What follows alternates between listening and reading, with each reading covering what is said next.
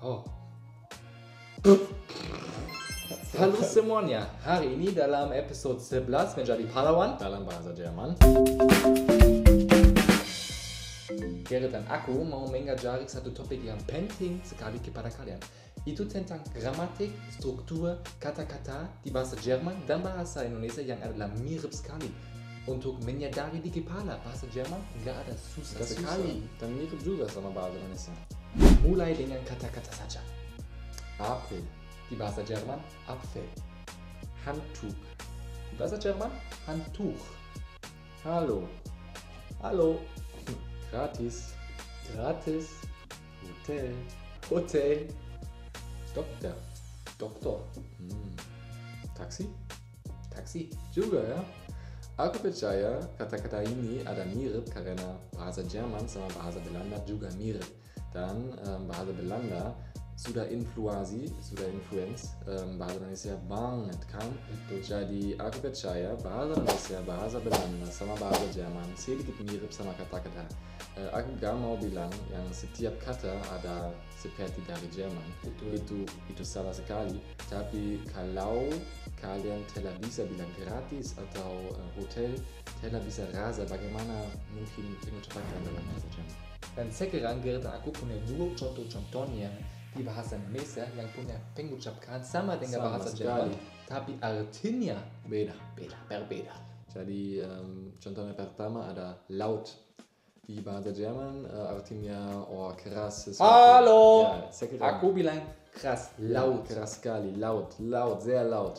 Jadi laut di bahasa Indonesia adalah meer, jadi ocean. Di bahasa Jerman itu maksud meer, ocean, ya, di bahasa Indonesia laut. Ya. Dan yang kedua adalah Haus. Di bahasa Indonesia maksud, aku butuh minuman.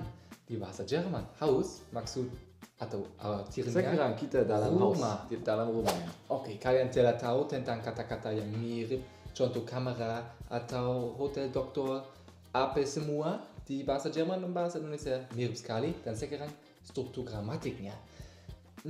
Kadang-kadang itu tergantung dari struktur dan kalimat itu mirip atau enggak mirip, tapi itulah mengapa Gerrit dan aku mau bilang sesuatu yang adalah mirip di bahasa Jerman dan bahasa Indonesia sekarang. Contohnya, dia makan apel di meja. Di bahasa Indonesia, ist einem Apfel am Tisch. Jadi strukturnya mirip Sama mirip juga. sekali, sama. Kalimat selanjutnya adalah Doktor ini tinggal di universitas. Der Professor wohnt in der Universität. Juga seperti kata-kata sama-sama. Atau kami simpan buku ini di kamar. Atau kami belajar kursus online. Seperti ini masih bisa belajar di bahasa Jerman atau bilang di bahasa Jerman juga. Tapi karena itu nggak setiap kali benar, Gerrit dan aku mau bilang tips dan triksnya bagaimana kita bisa belajar hari ini Aku mau bilang sesuatu dulu. di waktu luang tentang bahasa Indonesia. Aku percaya ada banyak orang di dunia, di mana-mana juga, yang bilang bahasa Jerman bahasa susah. Dan itu betul karena ada bahasa Indonesia lebih mudah, bahasa Inggris aku percaya juga lebih mudah daripada bahasa Jerman. Tapi kalau kalian pikir bahwa bahasa Jerman susah banget, telah sesuatu dalam kepala yang lebih susah untuk belajar, untuk berlatih bahasa Jerman.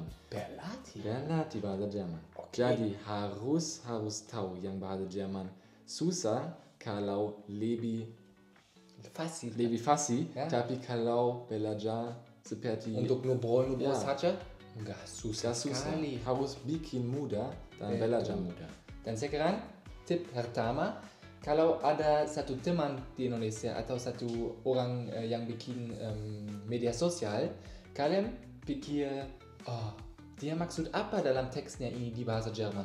Coba menerjemahkan itu dan coba memperfaham bagaimana strukturnya, bagaimana kata-kata untuk ini atau itu. Contohnya ini, kalimat inu. Inu.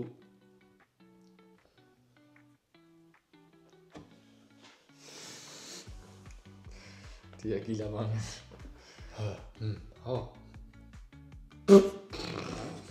Oke, itu maksud kalau aku di luar di kebun, aku suka aku mencintai Merasa atau bunga-bunga. di bunga-bunga. Oke. Aku kalian sudah belajar 3 atau 6 atau 5 kata-kata baru. Bunga-bunga, kebun, di luar, suka merasakan sesuatu. Dan itulah bagaimana kalian juga bisa belajar Dan di juga kita rumah belajar, dengan kan? HP. Betul. Ya, kita belajar seperti ini. Jadi, kalau kita gak tahu kata-katanya, harus menerjemahkan dulu Ya. di HP. Atau kalian mau tahu apa itu di bahasa Indonesia atau di bahasa Jerman. Coba ini. mencari online. Paham, menulis itu dan belajar terus setiap hari seperti ini. Oke teman-teman, video telah selesai. Video pendek, tapi aku berharap yang kalian juga punya senang sama video ini dan video ini penting juga.